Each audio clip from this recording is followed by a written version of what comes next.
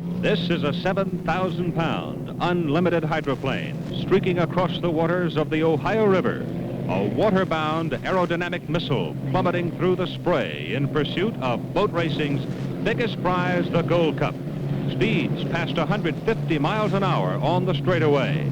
Dogged, tough, dangerous competition in the turns. That's coming up today on ABC's Wide World of Sports. The banks of the Ohio River as it flows by the community of Madison, Indiana. Population about 13,000 on a soft summer day. But it's the setting today with more than 100,000 people to watch the Gold Cup race for unlimited hydroplanes. It's an American folklore festival where thousands and thousands have come to enjoy themselves and just have some fun. Hello, I'm Keith Jackson. And you're about to see today on ABC's Wide World of Sports what we call the Thunderboats, the unlimited hydroplanes, the powerhouses of boat racing, run for the Gold Cup. This is the Grand Prix for the unlimited hydroplanes. This is the one every boat owner, every driver, every mechanic, every man in boat racing strives to win at one time or another, because this is the top prize. But it became the top prize out of a lot of years of hard work, broken hearts, and meager success. Well, as you can see, we have a large crowd along the banks of the Ohio River here in Madison, Indiana for the Gold Cup race. I'm Keith Jackson here on the official stands in the pit area. And those of you who have seen unlimited hydroplane racing, I think, know full well how complicated and difficult it can be. Let's take a look inside the cockpit now with a man who has won this race 4 times and who will be working with us today on ABC's Wide World of Sports when time allows. Here is Bill Muncey to explain some of the complicated jobs that he must do before this day is done. Thank you, Keith. I'm sitting in the cockpit of the Atlas fan line. It's a brand new unlimited hydroplane for 1971, and she's just been great. Like most of the hydroplanes in the pit area here today, she's 30 feet long, about 13 feet wide. She weighs about 6,500 pounds. She's powered by a British Rolls-Royce Merlin engine, which we hope to pull about 2,500 horsepower. And this will allow us to accelerate from 90 to 150 in about 4.5 to 5 seconds with a top speed around 200. Though we do enjoy total aircraft instrumentation, we do add a few goodies of our own just in the interest of racing reference and racing improvement and performance.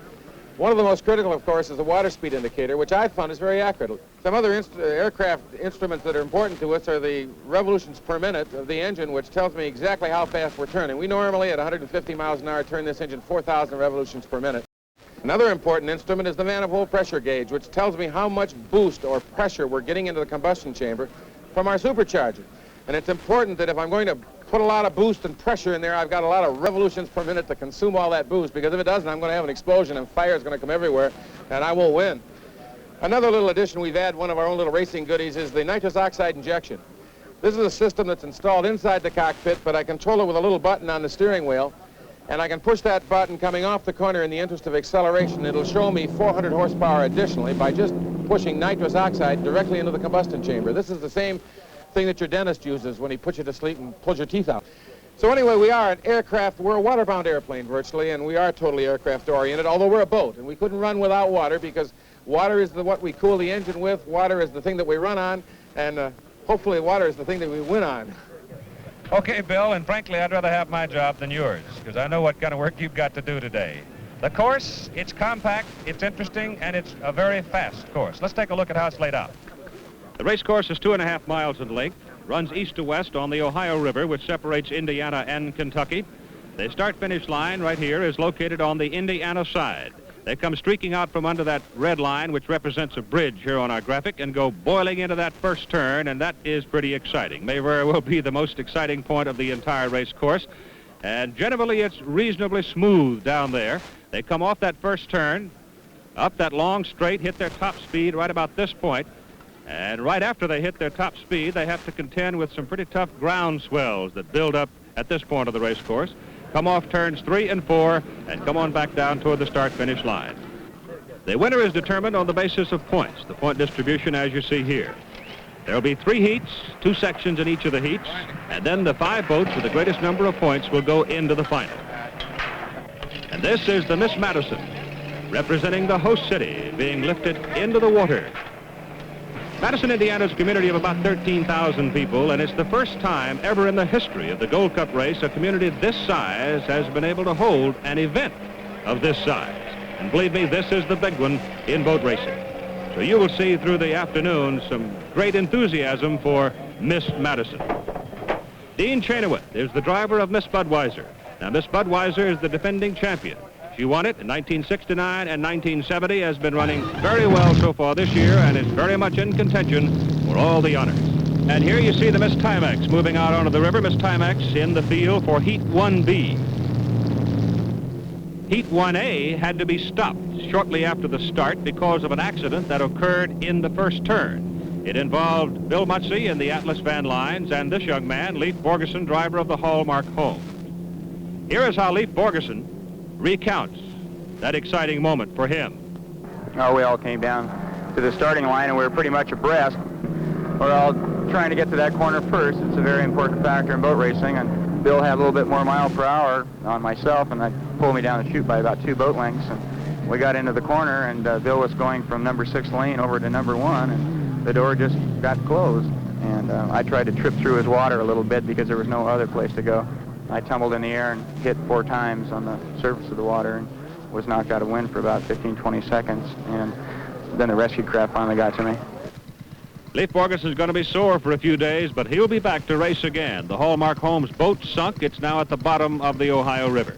The rerun of Heat 1A was won by Atlas Van Lines 1. Bill Muncey for 400 points. Pride of Pay and Pack was second with Billy Shoemaker. Billy Sterrett took the Notre Dame in third. Miss Budweiser with Dean Chenoweth did not finish.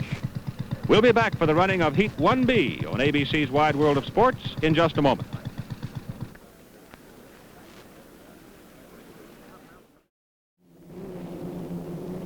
Four boats will make the start in Heat 1B of the Gold Cup race. Smythe Smoother Mover is not starting.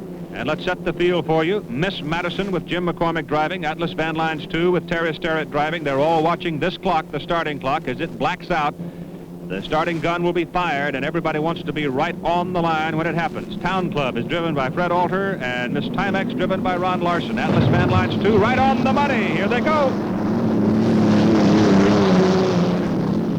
Up here with us after winning the rerun of Heat 1A, Bill Muncey. Let's watch your teammate, Terry Sterrett, hit the first turn. And what a start he had, Keith. He comes smoking down that front chute at about 150 miles an hour, and he'll probably try and get into the corner at about 135, but he's going to have to take that heavier boat a little wide, and there's a good possibility that well, I don't want to call him devious, he's just darn good, but Jim McCormick, as you can see, could duck underneath him and take a good run on him and establish a right-of-way in that one lane so the traffic could get fast and thick coming down. Now let's watch the Miss Madison. Bill, I think you've commented, a number of people have commented that between 90 and 120, this one can really go, and here comes the Madison running on the right side of the screen. And this is strong forte. As he moves into one lane, he's got the right-of-way, and he's got the field on the hip, and Freddie Alter sitting back in the Town Club has his boat running beautifully too, but as you mentioned earlier, Keith, here's some rough water, and there on the right we have the Town Club bouncing through it and into that corner in very heavy traffic. One of the characteristics of the driving of Jim McCormick is he tries to run as tight to the buoys as he can and run the tighter course. Miss Timex has now dropped well off the pace,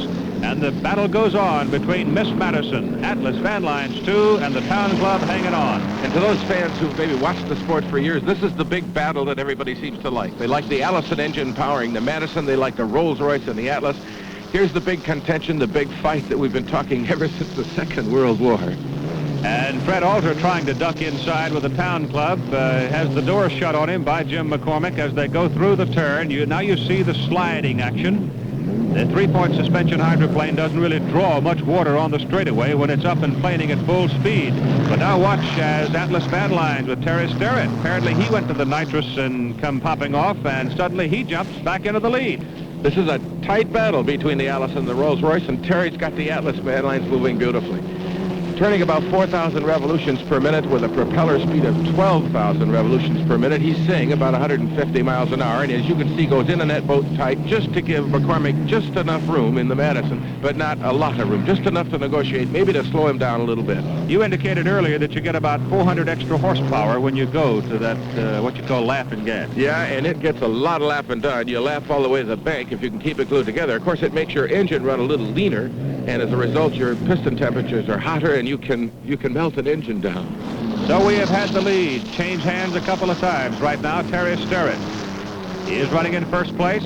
Miss Madison has dropped back into second place. Town Club with the veteran Fred Alter. He is running in third, and Miss Timex is fourth. And at these speeds, there isn't that much between first, second, and third. And while Atlas Van Lines 2 is leading rather comfortably at this moment, the Town Club with Fred Alter has pulled up well alongside the Madison and may take a run at him. Fred Alter and Jim McCormick are having a real go, and it looks like Fred's got that boat. He moved outside the wake, and he's running deeper in the corner, and so as a result, the Miss Madison's going to be able to run a shorter course and get off that corner ahead of Freddie. Now watch Freddie make this boat move, and I'm surprised to see Fred moving this boat as quickly and moving in a fast track as he is, because he hasn't been running that much this year. Now, he does not want to cross the wake any more than he has to. It does two or three things. One, it costs you about a second every time you go across it, and the other thing is that it beats up your equipment. It does. You're laboring your equipment. You're making that blower work harder, and you're making, sometimes you're increasing the friction areas, and of course this slows you down a little more. It takes more power to go faster. The Atlas Van Lines well out in front, inside, battling for second place is the Madison. Running tight with him is Fred Alter in the Town Club. Let's see if Fred can hold it on the buoys this time. He's holding it much better here at this turn than he did in the last. It seems that the Madison lugs down a little bit as it gets into cavitation in the turn, and Fred Alter, with that black smoke coming out, means that he has given it a shot. Let's see what he can do on the straight. He's going to that nitrous oxide, and here Fred's challenging him. He seems to be able to do this at will. Every time he gets into trouble in the straightaway or in the corner, he can move that boat back up through the pack and become and there he goes by. He's moving to second place now, Pete. And that gets a wail from the beach as the crowd of better than 100,000 watch the Miss Madison drop back into third place. But let's see now if Fred Alter can shut the door on Jim McCormick. Fred is still not that tight on the buoy. McCormick runs. He just likes to rub him, and you see Fred Alter going way wide. But it seems to me that Fred did hit some rollers just prior to setting up for going into the corner and isn't able to maintain as tight a radius as Jim McCormick is in the Miss Madison. But here he comes. He's still able to drag him pretty well on the long straight. Atlas Van Lines 2 running well out in front, and the dogfight is for second place. It's worth 300 points here in 1B, so it's certainly worth fighting for. And he's challenging him again, but they're heading towards that rough water down just beyond the bridge, and that's pretty exciting. As you can see, the Atlas moving into that corner in a very nice tight radius. He's moving in there about 135 miles an hour, Keith. Moves in at 135, and we watched two of them go banging in at about that speed, and this time we watched Fred Alter to see if he can hang on that right sponson of the Madison, and he's hanging there very well. And now it'll be a sprint down the near straight. Fred seems to at will be able to accelerate and move down the straightaway and move ahead of the Atlas of the Madison. He'll take a run at him just like he did before. It's a 60-mile race, and you don't like to put this much pressure on your equipment in the first heat. But the points are so important. First place is worth 400, second 300, third 225, and here comes Fred Alter pulling up on the Madison again. But just prior to, he's always able to do it at the end of the straightaway when he has to begin decelerating for a turn, and there he dropped his right sponson. Dropped the right sponson and is pulled into starboard. He almost turned over. He's way up on the right side. But he still has the engine working, and knowing Fred Alter, and goodness knows we've seen him drive every kind of boat in every kind of condition. He's tough.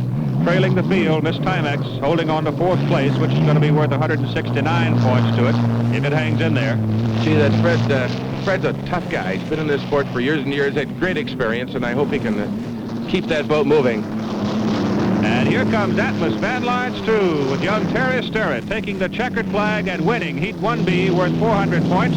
Miss Madison takes second place for 300 points, and Town Club, the tail fin, wobbling and waving, and I would expect we'll see Fred running without that tail fin the rest of the day. And a section just behind the seat is dislodged or torn away too. So it's 225 points for third, and Miss Timex will take fourth for 169 points. And remember, it is total points at the end of 60 miles of racing that determines the winner of the Gold Cup. Bill Muncey, you go ahead and get suited up for the next action in the Gold Cup race from Madison, Indiana, coming up on ABC's Wide World of Sports.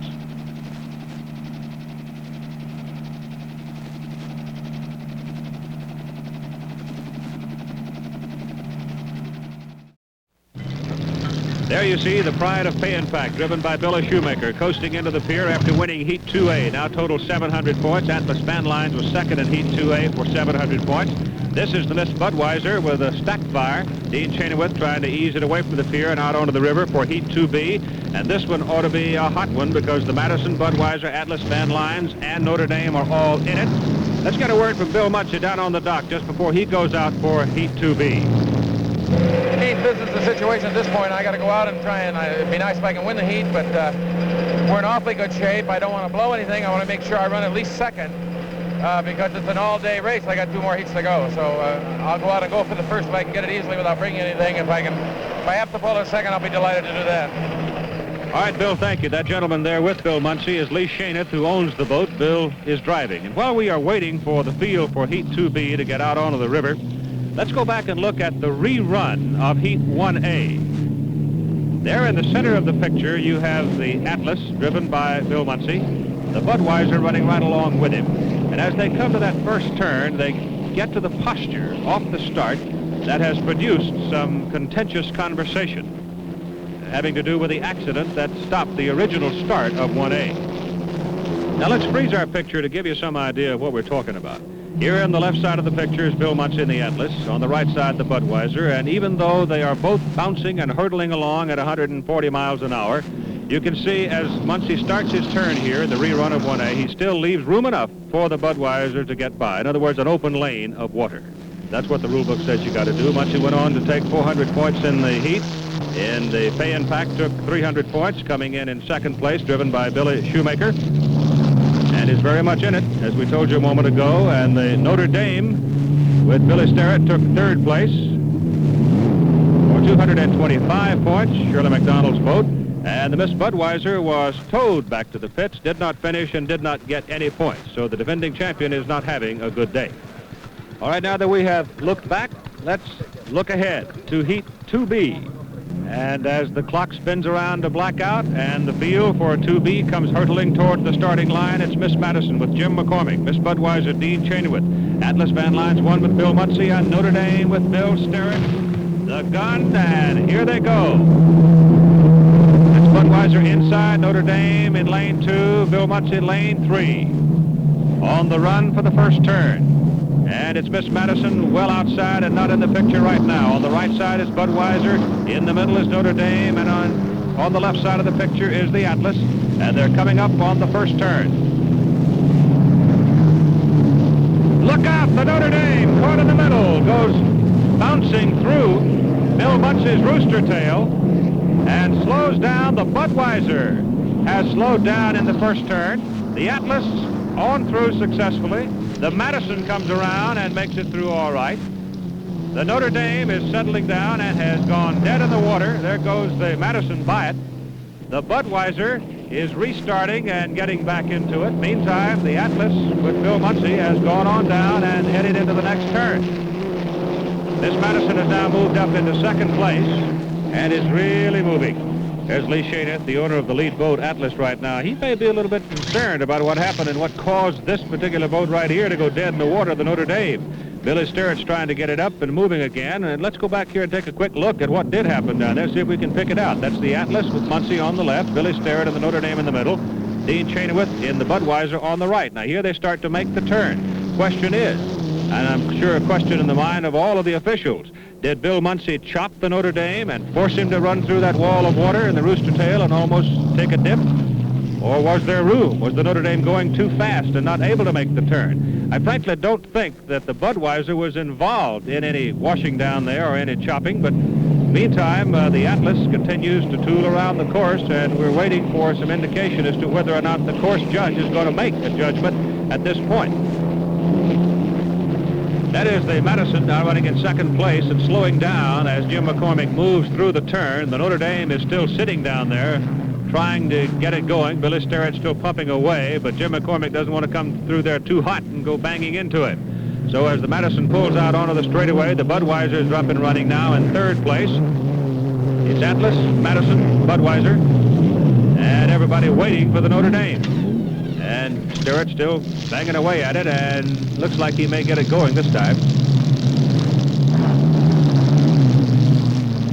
And and he brings it up into the planing position, so the Notre Dame is running again and in fourth spot. Well, here we are, waiting for the judgment. You have the man sitting in a little boat down there in that first turn called the course judge, who reports to the referee, Bill Newton. And so far, we have not had the word on any kind of a decision involving this man, Bill Muncey, driving the Atlas Van Lines #1 and leading at this point in Heat 2B. Miss Madison is running in second place. But the telephone lines are busy, and here comes the word. The word is that Bill Muncey is going to be penalized 1 lap for chopping the Notre Dame. So that puts this boat, Miss Madison, in first place. And when the word gets around the beach that Madison is now leading in Heat 2B, that crowd will wake up. More than 100,000 people have gathered in this little community of some 13,000, and they love everything about their boat. So Bill Muncey in the Atlas Van Lines 1 is now actually running in third place because of the 1 lap penalty. And again, Rule 35 of the rule book states very clearly that you must give 3 boat lengths of open water or freedom to the trailing boat before you initiate a turn. And in the judgment of the course judge, it was not done. And as a result of that decision from on the course, the referee has penalized Bill Muncey 1 lap, which drops him out of first place. So Miss Madison, if Jim McCormick keeps it where it is, will pick up 400 big points.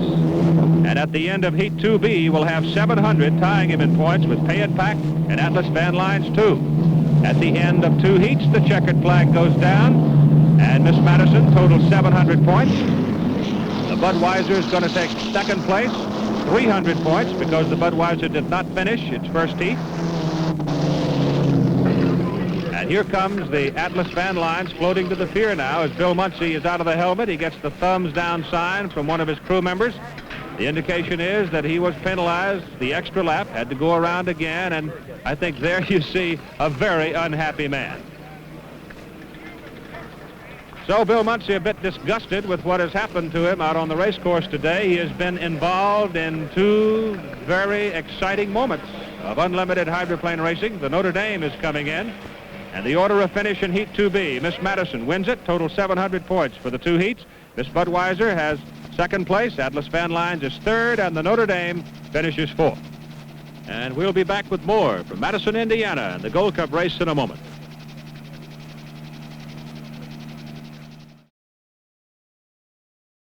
Let's spend some time right now with Guy Lombardo, a man who won this event 25 years. In America and its entertainment habits, it must have been a little disquieting to a lot of other people. Myself, I know I was a little disturbed to hear that you were screaming around on water in a race boat at 100+ miles an hour and winning most of the major trophies. Did you ever have a serious wreck? I did have one, Keith, in Detroit. Luckily, I got out fairly well. I had a broken arm and all that. But considering all the races and all the times I was in a race boat, I think I was above the average. I had less of a problem than anyone else. Of course, I always tried to do it the safe way. I saw that my equipment was properly set up. Because these boats do take a terrible beating. When you're running around 150 miles an hour down these straightaways, everything has to be pretty well glued together.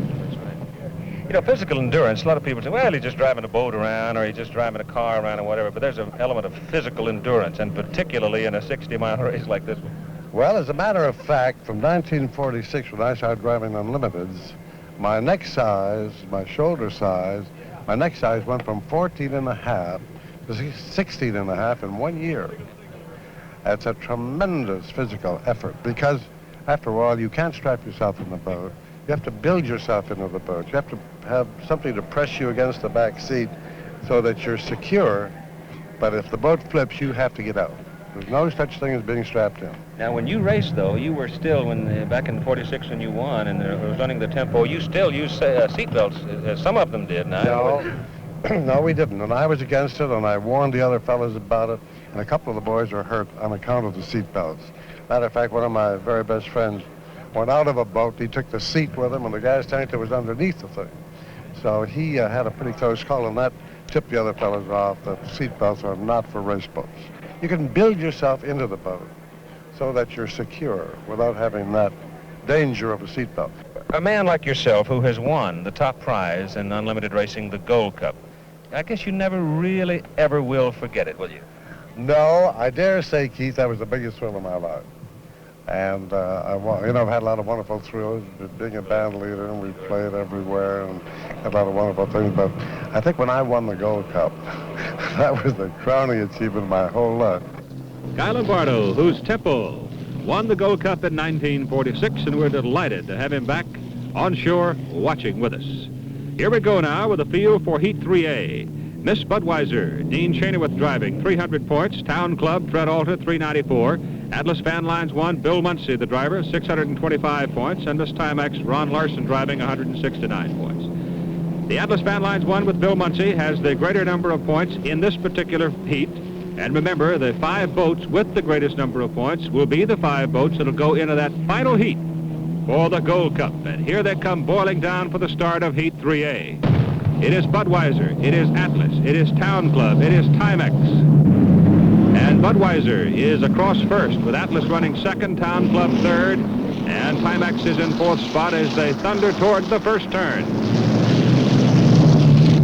And Budweiser has a clear lead in the turn. Coming to the outside is the Atlas Van Lines 1 with Bill Muncey in second spot. Now they start the acceleration up the back straight. The Budweiser, having won the Gold Cup in 1969 and 70. The Atlas taking a run at the Bud now on the long straight. Up around 150, maybe 160 miles an hour. And the Atlas bouncing, banging, and something is torn loose. So the Atlas Van Lines 1 is in trouble. The right side of the boat looks like a sponson has ripped off. Water spewing up. The Budweiser pulls well out, but that should bring out the red flares and the red flags. And there they are. And the race has been stopped. And when you lose that much of your boat, that suddenly, obviously, you've got a hole in it, and there you see the results. Bill Muncey is still in the cockpit. There is no fire, no apparent danger to him, but the boat is sinking. He tried to run it as far as he could over towards shore so that if it does sink, it'll sink in shallow water, making it much easier to get it out. So right here, you're about to watch a piece of machinery that's valued at least at $100,000 sink silently and slowly beneath the blue surface of the Ohio River. And so as Bill Muncey takes to the water for a short swim, and his boat settles to the bottom, the race has been stopped. Well, I got to say this, that Bill Muncey has shown us a lot of class. He stopped an argument by sinking his boat. We'll be back to talk with him right after this.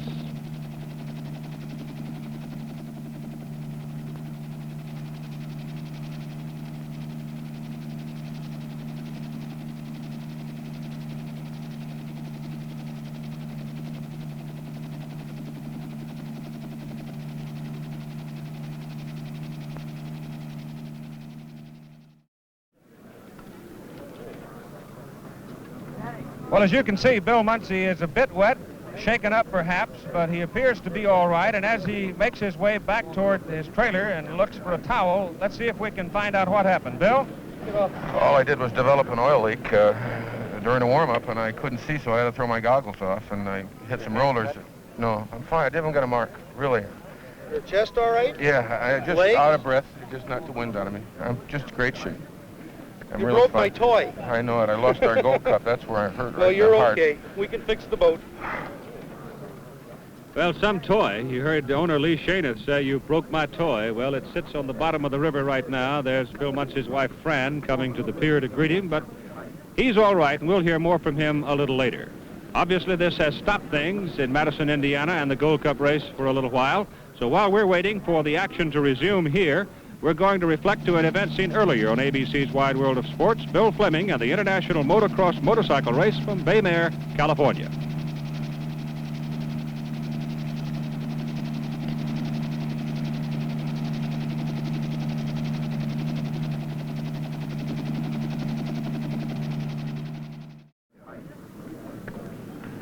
Keith Jackson back here at the pits along the Ohio River, Madison, Indiana, and we're just a few minutes away from the final heat in the Gold Cup race. With me, Bill Muncey, whom we have seen in action earlier today. You look drier. You know what, Keith? I've never been one to believe really in luck. I believe in God, and I believe in preparation. And if you could make a differentiation between luck and breaks, I'd maybe listen to you a little bit. But today wasn't my day, I guess. We tried awfully hard. This is a fast track, and we were running very, very fast. It's one of those things. Bill, I guess there's never been a Gold Cup race, or certainly not very many, in which they just ran off right on schedule and everything went according to plan. You have been involved in 3 incidences in which there have been some arguments and protests and what have you. We've heard the other side of it. Now we'd like to take some of our film, go back and freeze the frame, stop it, slow it down, and take a look at it with you. Well, in my opinion, Leif Borgerson and the Hallmark Holmes were moving up into the apex of 2 rooster tails, the Budweisers and mine. And when he got up in there, if he'd have remained in the lane that he was in, I think he'd have probably negotiated the corner beautifully. But I think from a strategic point of view, he probably decided to be wiser, not to take a chance and get wet down and to go through my tail and move on the outside. And sometimes this can work beautifully. You maintain your boat speed, you go through the tail, you don't get wet, you accelerate off the exit pin. Now, here we are on the rerun of 1A, the Budweiser on the right and you on the left. Well, my boat is a little bit out of attitude, and sometimes when you come down on it, it'll veer to the right or to the left. But in this instance, as you can see, we were able to go to we went to the port side just a bit, and there was enough room, another lane left there for the Budweiser to negotiate. Heat 2B involving the Notre Dame and again the Budweiser. You're on the left, Notre Dame in the middle, and the Bud on the right. This is the only incidence in which there was a penalty call.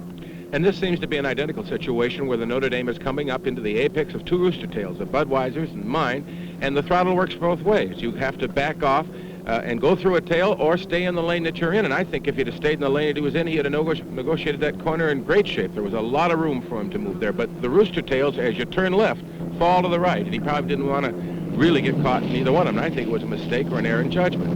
Now in 3B, the pay and pack was penalized a lap, also involving the Notre Dame. Well, it's an identical situation here. The pay and pack is free, and to the left you can see plenty of room for the Notre Dame and Bill Sterrett to move, but he chose to go through the rooster tail, or he went a little too hot, couldn't maintain the radius, and was forced to go through the tail. All right, let's slow our picture down and take one more look at it. The Madison is tight on the buoy. Notre Dame is running last, starts to slide out to the right as the field made its turn, and it was this moment that cost the pay and pack a lap penalty. The ruling was that he had chopped the Notre Dame, whereas I think you can see the Notre Dame seemed to slide off to the right as the rest of the field was making the turn. But judgment calls are always tough. And so we come to what is always the most exciting moment in any kind of racing competition, those few breathless moments just before the finale. Now here are the 5 boats that will go into the final heat.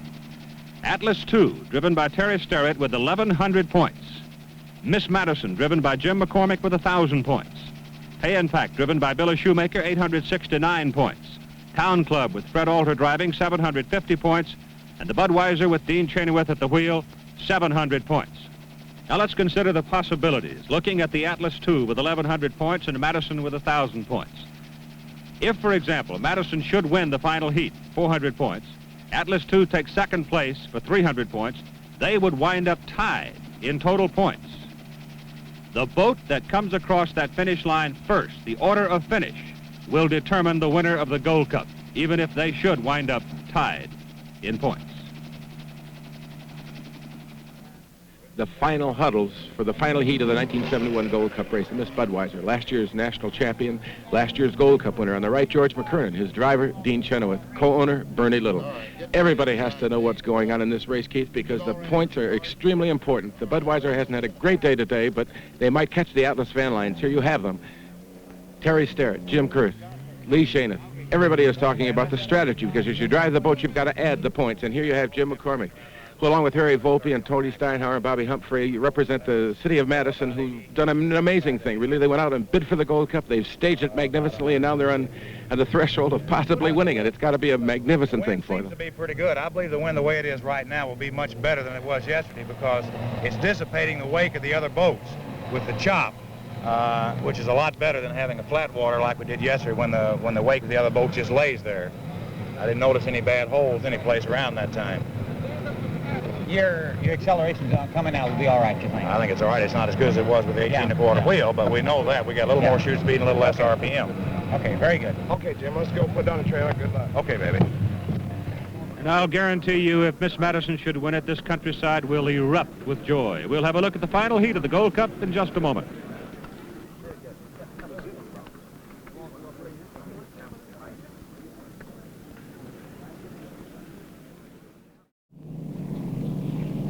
The final heat of the Grand Prix in boat racing, the Gold Cup for unlimited hydroplanes. Atlas II, Miss Madison, Pay and Pack, Town Club, Budweiser, the starting clock.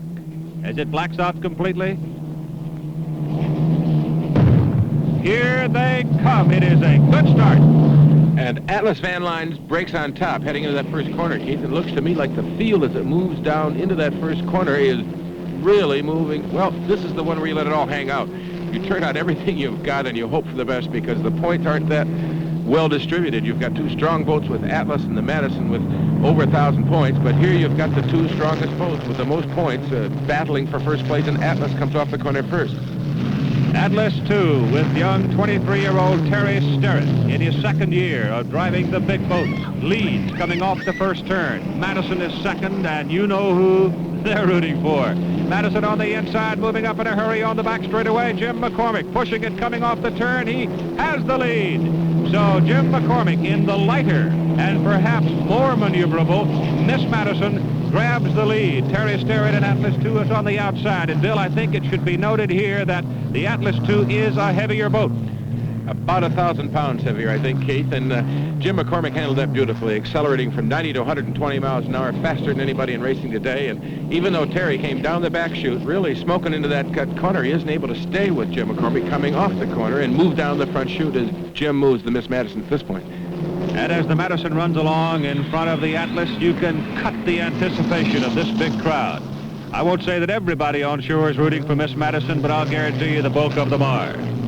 Jim McCormick running straight at you, 37-year-old. He's been around boat racing a long time. He's from Owensboro, Kentucky. He has never won a major unlimited hydroplane race. And setting the field, Miss Madison has a substantial lead, running in second place. Atlas Van Lines with Terry Sterrett. In third place, Miss Budweiser with Dean Chenoweth. In fourth place, Pay and Pack Billy Shoemaker. In fifth place, Town Club Fred Alter. The Ohio River, very flat, very little current because a series of hydroelectric dams have been built, slowing down the current, and the running conditions right now are very good. And the running condition of Miss Madison, the lead boat, is very good as Jim McCormick has the field on his hip. He's running a little better than 102 miles an hour, so he is not in a position of coasting around, waiting for somebody to break down. He has just simply taken the field by the horns, and he's given them a good shaking right now. Nobody wants to deny the fact that the Miss Madison has been one of the most consistent performers all year long. They haven't been able to put a win together, but they've had people like the Atlas Van Lines here with Terry Sterrett just chasing them all over the United States, and McCormick with his consistencies plus determination after 10 years. I think it's going to be awfully tough to beat for the balance of this heat. In the meantime, Terry, he's a young guy. This is just the second event that he's driven this boat in, and I just think he's handled it beautifully all day long. Certainly has. And also noting the point totals, the point leaders are Atlas II with 1,100 going into this final heat. Madison had 1,000. The other three boats in it in the five-boat field over the 2.5-mile course can only hope that something happens to the two leaders, Pay and Pack Town Club and Budweiser. But right now, Madison continues to skim along. Very little cavitation in the turns as McCormick continues. And I said a moment ago, Bill, he has the field on his hip. Perhaps you could clarify that a little bit. Well, of course, the boat is 30 foot long, and he's got a rooster tail back there about 150 feet. And as you can see, the water coming up off the Atlas Van Lines here with Terry, it's not a weapon, but it goes back a long way, and you can keep the balance of the field. You always to port, you know, or starboard. As Dean Chenoweth driving Miss Budweiser. Budweiser won it 1969, 1970. It looks grim for a chance to repeat. Here's one of the coming young drivers, Billy Shoemaker, in the Pay and Pack. The boat has run quite well here today, but he is running fourth right now. And in fifth spot is Fred Alter, and his boat, the Town Club, has been altered, as you can see. No tail on it, but Fred Alter drive a barrel if you put an engine on it, and be tough. And Keith, here's where reliability becomes a factor. Everybody has established a position on the race course. We've got a lot of racing yet to go, and yet Can we stay glued together? Can we keep these machines moving at 4,000 revolutions per minute? Tremendous cockpit temperature, probably around 150 to 160 degrees. Every driver here will probably lose 5 to 8 pounds this afternoon. So try and live in a lane that is strategically sound enough that you can live with it, but maybe we'll break somebody else and move you up one slot.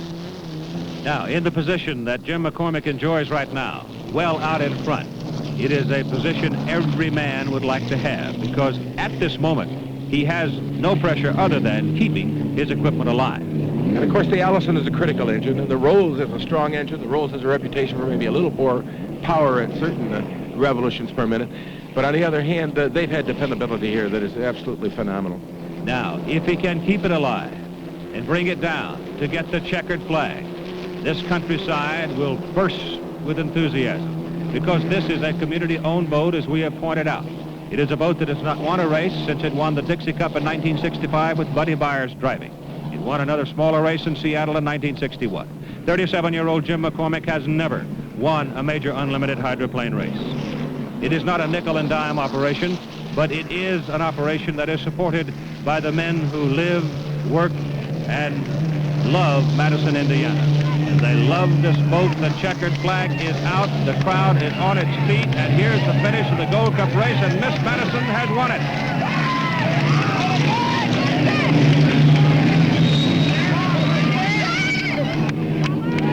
In second place, Atlas Van Lines 2, Terry Sterrett driving. In third place, in the final heat, the Budweiser, Dean Chanewitt driving it. And in fourth, Billy Shoemaker. And the Pride of Pay and Pack, owned by Dave Herensberger.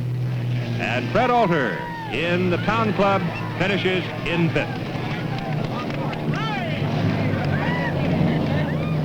Well, in the background, I think you can hear how these people feel about what has happened in front of them this afternoon, as their boat has won the Gold Cup race. We'll be back to sample and enjoy some of this fun and happiness in just a moment.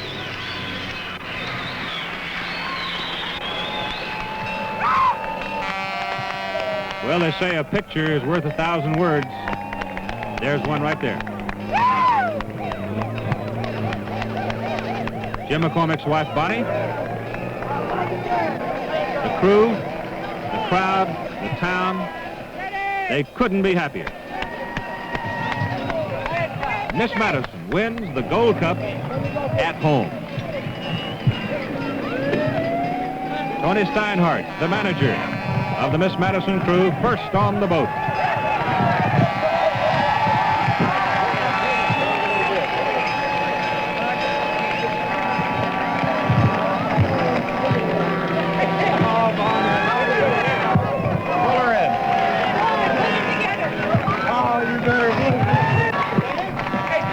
Congratulations. Thank you, Keith, very much. I can't hardly believe it.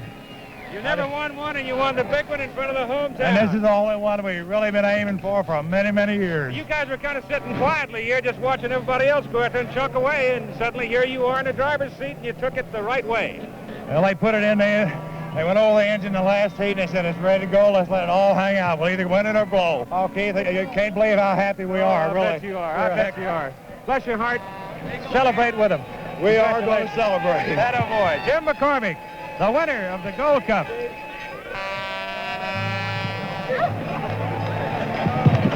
Oh, me, how about that?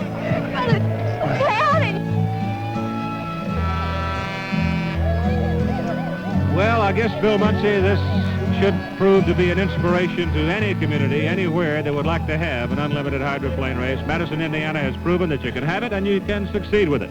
How many times have I heard, Keith, the mountain's there, it's very big, why do we climb it, and all that kind of thing? Why do we drive unlimited hydroplanes on the Ohio River in a Gold Cup? Here it is, a typical example, only because it's just a great experience to win. Never won a race for 5 years, and he picked the Gold Cup at home. How about that? And it sets in motion what surely will be the biggest celebration that Madison, Indiana has ever had. The final standings, Miss Madison wins it, Atlas Van Lines is second, Pay and Pack third, Miss Budweiser 4, and Town Club 5th. The executive producer of ABC's Wide World of Sports is Roone Arledge. Gold Cup hydroplane race produced by Ned Steckel, directed by Don Ohlmeyer. International cross-country motocross motorcycle race produced and directed by Andy Sedaris. Production coordinator for ABC's Wide World of Sports is Dennis Lewis. Program administrator, John Martin.